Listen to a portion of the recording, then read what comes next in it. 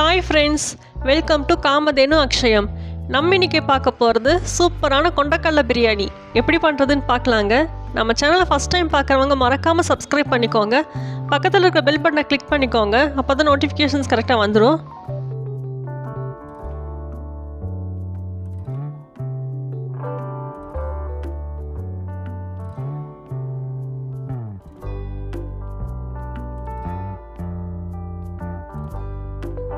நான் இன்னைக்கு 3 டம்ளர் அரிசி எடுத்திருக்கேன். இது சாதாரண புழுங்கல் அரிசி தான். இந்த அரிசி 2 தடவை நல்லா கழுவிட்டு 20 நிமிஷம் போல் ஊற வச்சிடலாம். பிரியாணி செய்கிறதுக்கு பாஸ்மதி ரைஸ் இல்லைன்னா சீரக சம்பா தான் வேணுங்கிறது அவசியம் இல்லை. நம்ம வீட்டில் இருக்க புழுங்கல் அரிசிலையும் செய்யலாம். 2 தடவை கழுவியிருக்கேன், இப்போ ஊற வச்சுருக்கேன். இந்த அரிசி ஒரு 10 நிமிஷம் போல் ஊறட்டும். நான் இன்னைக்கு 100 கிராம் அளவுக்கு கொண்டக்கடலை எடுத்திருக்கேன். நைட்டு ஃபுல்லாக ஊற வச்சுருக்கேன். அதான் ஒரு 8 மணி நேரம் போல் ஊறி இருக்குது. இதை தனியாக வேக வைக்கணுங்கிறது அவசியம் இல்லை, குக்கரில் ஒட்டுக்காவே வச்சுக்கலாம். அடுத்தது தேவையான பொருட்கள் பார்த்துடலாம். பெரிய வெங்காயோட நீல வாக்கில் கட் பண்ணி வச்சுருக்கேன். கொஞ்சமாக கருவேப்பிலை எடுத்திருக்கேன். ஒரே ஒரு பச்சை மிளகாய் எடுத்திருக்கேன். இது தாளிக்கிறதுக்கு மட்டும்தான், இது சரியாக இருக்கும். இது கூட 3 ஆப்பிள் தக்காளி எடுத்திருக்கேன்.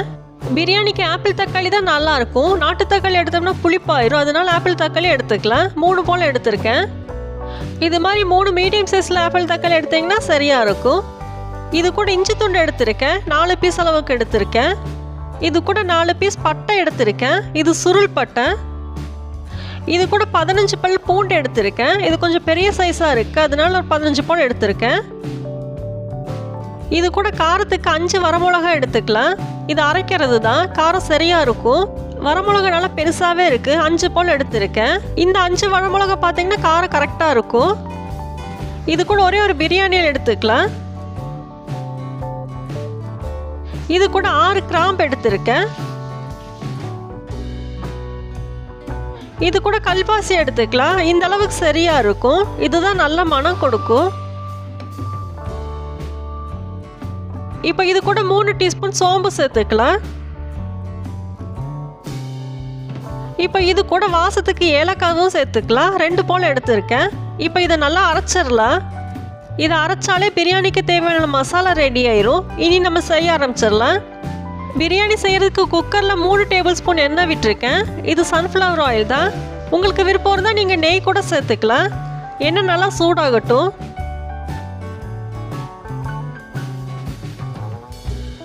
எண்ணெய் நல்லா காஞ்சிருச்சு. இப்போ முழு கரம் மசாலாவை சேர்த்துக்கலாம். இதை சேர்த்துட்டு 1 நிமிஷம் போல் நல்லா வணக்கி விட்டுறலாம். அப்போ தான் ஃப்ளேவர் நல்லாவே கிடைக்கும். நம்ம எவ்வளோ மசாலா சேர்த்துனாலும் இது மாதிரி எண்ணெயில் முழு கரம் மசாலா சேர்த்து வணக்கும் போது நல்லா ஃப்ளேவர் இருக்கும். இப்போ வெங்காய கருவேப்பிலை பச்சை மிளகாய் சேர்த்து நல்லா வணக்கிடலாம். நம்ம தாளிக்கிறதுக்கு ஒரு பச்சை மிளகாய் எடுத்தாலே சரியாக இருக்கும். நம்ம அரைக்கிறதுக்கு 5 வரமிளகாய் சேர்த்துருக்கோம். அது போக இஞ்சி பூண்டு கிராம்பு எல்லாத்துலேருந்தும் காரம் கிடைக்கும். அப்போ காரம் சரியாக தான் இருக்கும். வெங்காயம் நல்லாவே வணங்கிருச்சு, உங்களுக்கு பார்த்தாலே தெரியும். இந்த அளவுக்கு இருந்துச்சுன்னா சரியாக இருக்கும். இனி நம்ம அரைச்சி வச்சுருந்தோம்ல மசாலா, அதை சேர்த்து வணக்கி விட்டுறலாம். இந்த மசாலா சேர்த்துட்டு நல்லா பச்சை வாசம் போகிற வரைக்கும் வணக்கி விட்டுறலாம். இது எல்லாத்தையுமே ராவாக தான் சேர்த்துருக்கோம், அதனால பச்சை வாசம் நல்லா போகிற வரைக்கும் வணக்கி விட்டுறலாம்.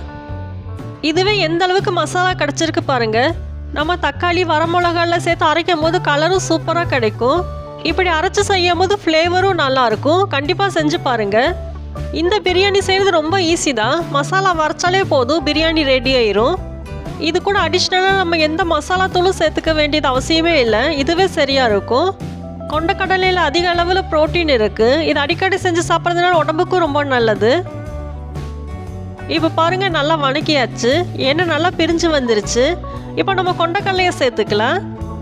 ஊற வச்சுருந்த தண்ணியை வடிச்சிட்டு சேர்த்துக்கலாம். கொண்டக்கடலை மட்டும்தான் சேர்த்துருக்கேன். கொண்டக்கடலை சேர்த்துட்டு 1 நிமிஷம் நல்லா வணக்கி விட்டுறலாம். அப்போ ஃப்ளேவர் கொண்டக்கடலையும் நல்லா இறங்கும். இந்த கொண்டக்கடலை தனியாக வேக வச்சுட்டு சேர்க்கணுங்கிறது அவசியம் இல்லை, இப்படி சேர்த்தாலே நல்லா வெந்துடும். இந்த பிரியாணி செய்கிறது ரொம்ப ஈஸி தான். பிகினர்ஸ் பேச்சுலர்ஸ் கூட ஈஸியாகவே செஞ்சிடலாம்.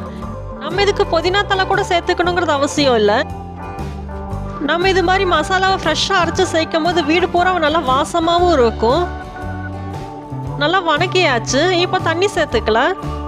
நான் இன்னைக்கு 10 டம்ளர் தண்ணி சேர்த்துக்க போகிறேன். 3 டம்ளர் அரிசி எடுத்திருக்கேன். 1 டம்ளர் அரிசிக்கு 3 டம்ளர் தண்ணி சேர்த்துப்பேன்.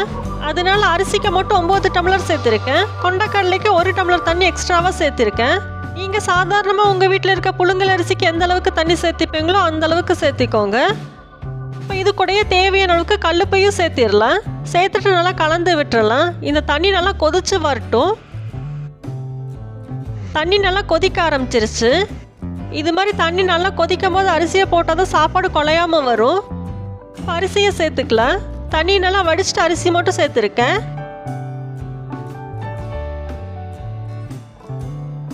அரிசியை சேர்த்துட்டு நல்லா கலந்து விட்டுறலாம். இப்போ இந்த தண்ணியை டேஸ்ட்டு பார்த்தீங்கன்னா உப்பு ஒரு கல் கூட இருக்கணும். அப்போ சாப்பாடு வெந்து வரும்போது சரியாக இருக்கும். இந்த தண்ணி டேஸ்ட் பண்ணும்போது தண்ணி லைட்டு உப்பு கறிக்கணும். அப்போ சரியாக இருக்கும். நான் டேஸ்ட் பண்ணி பார்த்துட்டேன். இப்போ தண்ணி நல்லா கொதிக்க ஆரம்பிச்சிருச்சு. மூடி வச்சிடலாம். இதை 2 விசில் விட்டு எடுத்தாலே போதும். மீடியம் ஃப்ளேம்லேயே இருக்கட்டும். இந்த சாப்பாடு பார்த்தீங்கன்னா 2 இல்லை 3 விசில் விட்டு எடுத்துக்கலாம். ஒவ்வொரு குக்கரை பொறுத்து இருக்குது. நான் இன்றைக்கி 2 விசில் தான் விட்டு எடுக்க போகிறேன்.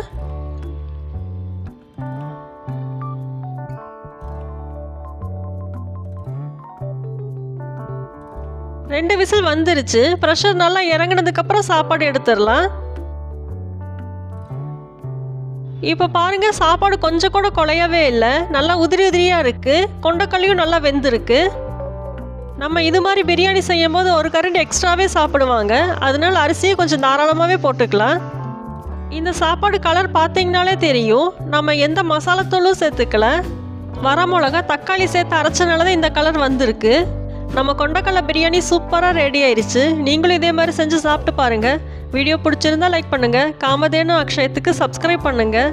தேங்க்ஸ் ஃபார் வாட்சிங்.